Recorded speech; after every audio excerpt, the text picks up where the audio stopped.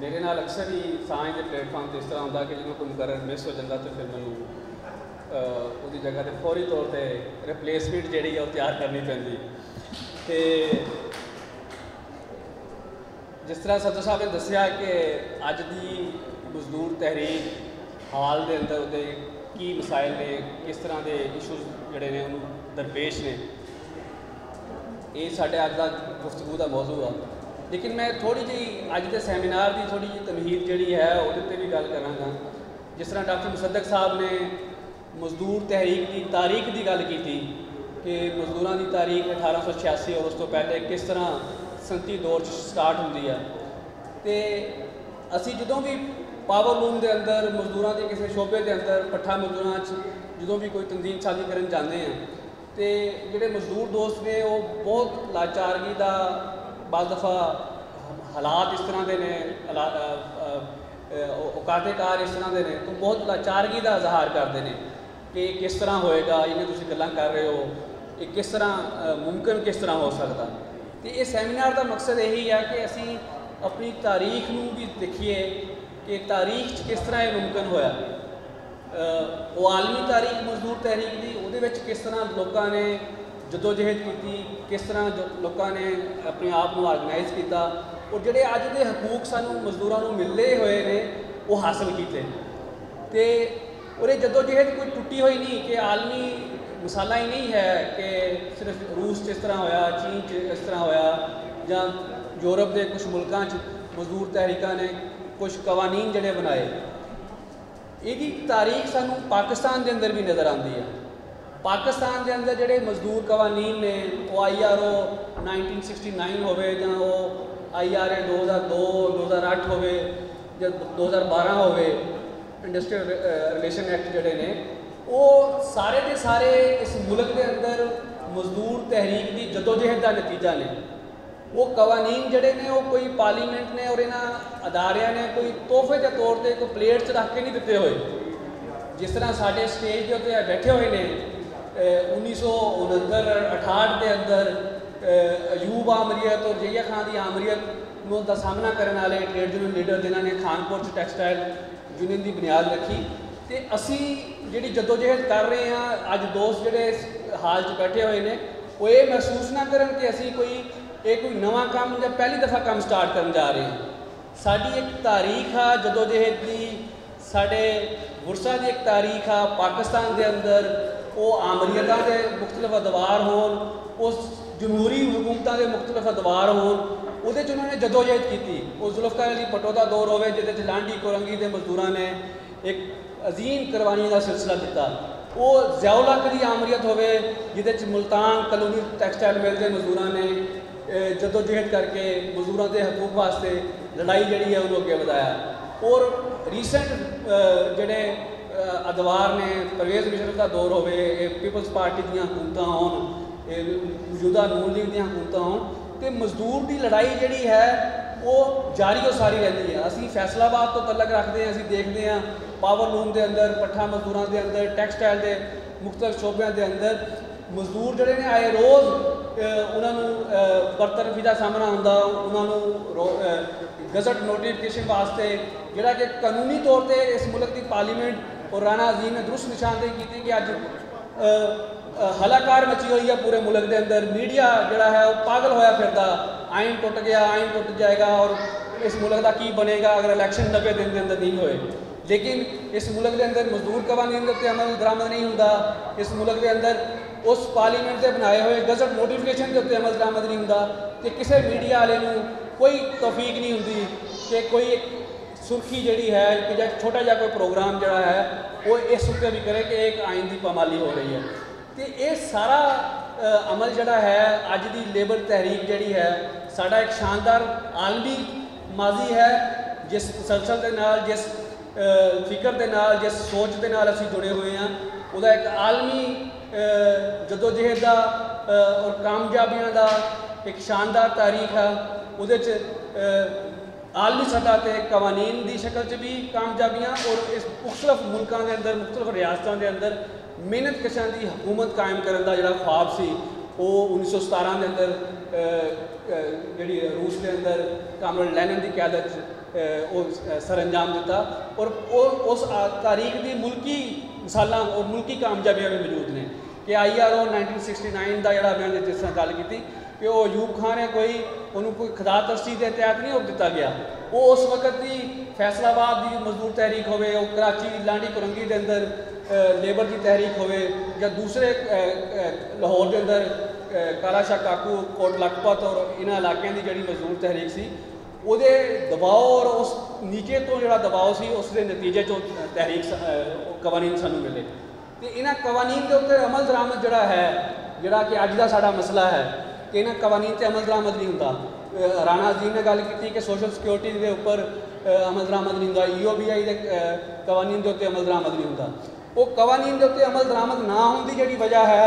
वो भी अज साडी मजदूरों की जी यूनीयन है, मजदूरों की जी तहरीक है, वो कमज़ोरी है। और असी अज का सैमीनार बेसिकली इसीलिए कर रहे हैं कि असी अपनी माजी दी कामयाबियों का भी जिक्र करिए, माजी दी नाकामियों का भी जिक्र करिए, अपने हाल दियाँ नाकामियां ने वो रोशनी पा के सानू अगे बढ़ने की लौड़ आ। और अगे बढ़ने का जो हल आ, अगे बढ़ने की जी गल आ, वो बेसिकली यही है कि जिस तरह साढ़े मुल्क के अंदर इस टाइम यूनीयन की लेबर यूनीयन की मजदूर तंजीमों की जी सूरत हाल आ कि वो उन्होंने मुख्तलिफ शोबे के अंदर वंड दी। वो लेबर दे वो रेलवेज की यूनीयन हो, वापडा की यूनीयन हो, वो इन्हें सरकारी अदारे जिन्हें बड़े बड़े सरकारी अदारे ने जिथे हज़ारां लोग काम करते हैं, तो वो महदूद हो गया उन्होंने वो अमल अपने शोबे के मजदूरों के हकूक वास्ते। वापडा का यूनीयन जी समझती है कि मेरा काम जोड़ा है वो तो सिर्फ वापडा के लोगों वास्ते या अपने मजदूरों वास्ते जोड़ा है कोई ना कोई नोटिफिकेशन करवाना है उन्होंने उजरतों के अंदर। मेरा पावर लूम के मजदूरों के नाल कोई तलक नहीं, मेरा पट्ठा मजदूरों के नाल कोई तलक नहीं, ना ही उन्होंने नाल अपनी जग बेख्ती जी करते हैं। तो ये जोड़ा गैप है मुख्तलिफ अदारियां दी यूनीयन का और मुख्तलिफ जिस सैक्टर तो असी तलक रखते हैं जिन्होंने असी गैर रस्मी शोभा कहते हैं,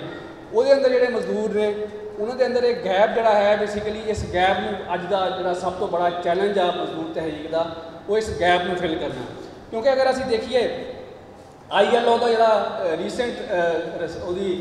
स्टडी है वो 2016-18-17 की शायद वो कहते कि पाकिस्तान 6 करोड़ के करीब की एक लेबर फोर्स आ। पाकिस्तान जी मजदूरों की तादाद आ वो 6 करोड़ के करीब आ जो मुख्तलिफ शोबों गैर रस्मी शोबों मौजूद ने। लेकिन उन्होंने सिर्फ यूनीनाइज कितने ने, उन्होंने यूनीनाइज सिर्फ 11 लाख ने। कि तुम 6 करोड़ तो 11 लाख की जी परसेंटेज अगर कटो तो बहुत थोड़ी परसेंटेज बनती है। तो ये वजह जी की है, वजह यही है कि एक तो मजदूरों के अंदर काम करने वाली तंजीमों का जोड़ा माजी के अंदर जिस तरह का एक जज्बा सी, एक आर्गनाइज एक कुव्वत के नाल काम करने का एक जोश सी, जज्बा सी, एक तदबीर के नाल काम करने की हिकमत अमली के नाल काम करने की और अगे बढ़ने की सोच सी। वो जिस तरह डॉक्टर साहब ने गल की कि 1990 तो बाद सोवियत यूनियन के डाउनफॉल तो बाद मुख्तलिफ जगह पर लोग जोड़े ने मायूसी का शिकार हुए।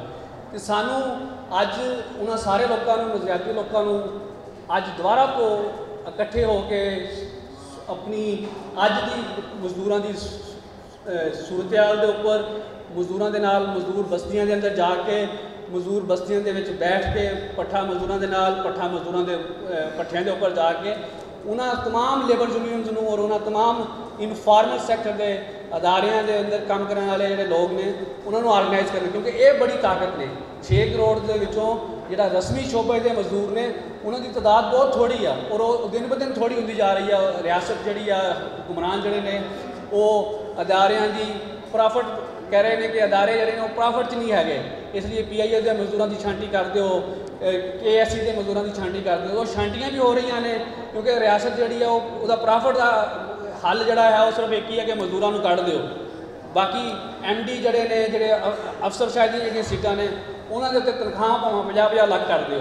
तो असीं देखते हैं कि ये सारा कुछ अज साडे नाल हो रहा। तो 2 बड़े चैलेंज ने। एक चैलेंज ये है कि अज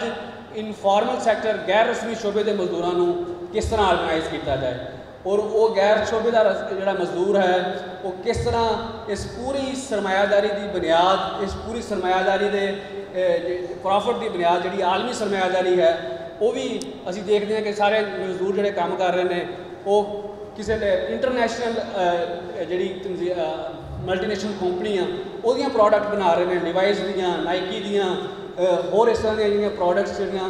ਆਲਮੀ ਯੂਰਪੀ ਮਾਰਕੀਟ 'ਚ ਵਿਕਦੀਆਂ ਨੇ ਮਹਿੰਗੇ ਦਾਮਾਂ 'ਚ, ਉਹ ਟੈਕਸਟਾਈਲ ਦੀਆਂ ਪ੍ਰੋਡਕਟ ਜਿਹੜੀਆਂ ਨੇ, ਤੇ ਉਹਦਾ ਰਾ ਮਟੀਰੀਅਲ, ਉਹਦਾ ਖਾਮ ਮਾਲ, ਉਹਦੀ ਬੁਨਿਆਦੀ ਜਿਹੜੇ ਲਵਾਜ਼ਮਾਤ ਨੇ, ਉਹ ਸਾਡੇ ਸਾਰੇ ਗੈਰ ਰਸਮੀ ਸ਼ੋਬੇ ਦੇ ਮਜ਼ਦੂਰ, ਲੇਕਿਨ ਉਹਨਾਂ ਨੂੰ ਉਹ ਹਕੂਕ ਨਹੀਂ ਮਿਲਦੇ। ਤੇ ਉਸ ਦੀ ਲੇਬਰ ਆਰਗੇਨਾਈਜੇਸ਼ਨ ਕਿਸ ਤਰ੍ਹਾਂ ਹੋਏਗੀ, ਉਹਦੇ ਉੱਪਰ ਕਿਸ ਤਰ੍ਹਾਂ ਕੰਮ ਕਰਨ ਦੀ ਲੋੜ ਆ, ਉਹਦੇ ਵਾਸਤੇ ਸਾਨੂੰ ਕਿਸ ਤਰ੍ਹਾਂ ਆਲਮੀ ਸਤ੍ਹਾ ਦੀ ਸੋਲੀਡੈਰਿਟੀ ਦੀ, ਇੱਕ ਯਕਜਹਿਤੀ ਦੀ ਜ਼ਰੂਰਤ ਆ। ਉਹਦੇ ਉੱਤੇ ਵੀ ਸਾਡੇ ਦੋਸਤ ਨੇ ਡਾਕਟਰ ਅਜ਼ੀਮ ਸਾਹਿਬ ਉਹ ਉਸ 'ਤੇ ਰੋਸ਼ਨੀ ਪਾਉਣਗੇ ਮੇਰੇ ਤੋਂ ਬਾਅਦ। ਤੇ ਇਹ ਸਾਡਾ ਅੱਜ ਦਾ ਸਭ ਤੋਂ ਬੜਾ ਚੈਲੰਜ ਆ। ਸਾਨੂੰ ਅੱਜ ਸਭ ਤੋਂ ਜ਼ਿਆਦਾ ਜ਼ਰੂਰਤ ਹੈ ਕਿ ਆਪਣੇ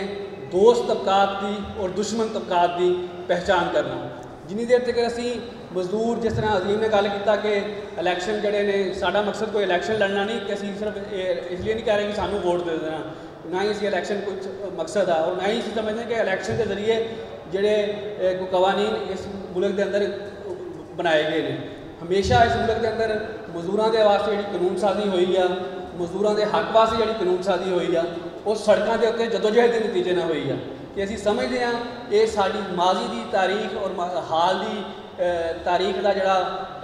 ਨਿਚੋੜ ਹੈ, ਜਿਹੜਾ ਸਬਕ ਆ, ਉਹ ਇਹੀ ਆ ਕਿ ਜਦੋਜਹਿਦ ਦੇ ਨਾਲ तमाम हासिलात जड़ियाँ ने जुड़ियाँ हुई ने, वो माजी के अंदर भी और हाल के अंदर भी और वो मुस्तकबिल के अंदर भी जदोजहद के नाल जुड़ियाँ हुई हैं। और इन्होंने अदारियां दे तो कोई तवक्को रखना, क्योंकि रियासत के तमाम अदारे जड़े ने वो हुक्मरान तबके के मफादात पूरा करने वास्ते, हुक्मरान तबके के मफादात जड़े ने उन्होंने प्रोटेक्ट करने वास्ते हमेशा कोशिश करते हैं। तो सानू ये अपने दोस्त तबकात और दुश्मन तबकात की पहचान करके जकजहती का जोड़ा फुकदान है अज की मजदूर तहरीक के अंदर, कि एक शोबे का मजदूर दूसरे शोबे के मजदूर के नाल अपनी जकजहती नहीं दिखाता। तो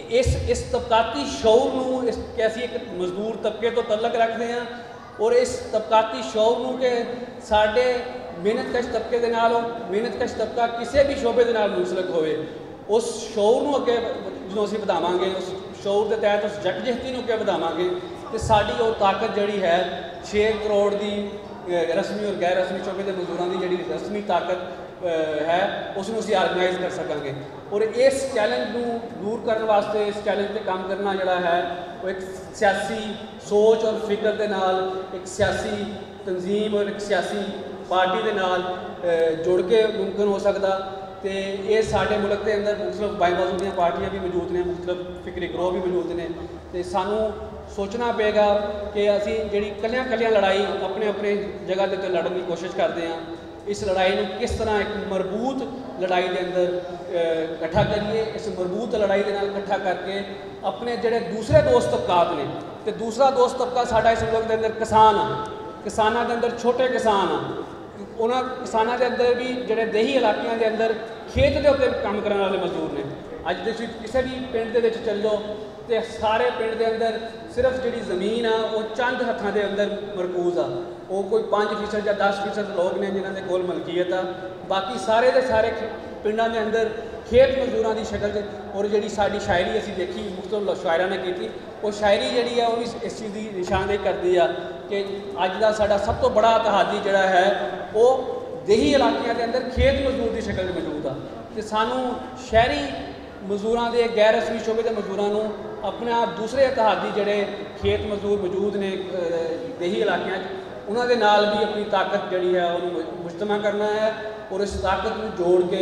असी एक सियासी ताकत बन सकते हैं, और उस सियासी ताकत के नतीजे ही इस मुल्क के अंदर कवानीन तब्दील होंगे, इस मुल्क के अंदर मजदूरों का राज होएगा। और मजदूरों का राज और मजदूरों की जी हुकूमत है वही इस और मजदूर तबके की क्यादत के अंदर, मजदूर तबके की पार्टी की क्यादत के अंदर कायम होने वाली रियासत ही मजदूरों के मफादात का तहफ़्फ़ुज़ कर सकती है। जिस तरह असी देखते हैं कि अज की रियासत जी है वो सरमायादारां और जगीरदारां के तबके की रियासत है, और उन्होंने तबके के मफादात के प्रोटेक्शन वास्ते हर कानून साजी करते हैं। वो कानून साजी दिनां च हुंदी है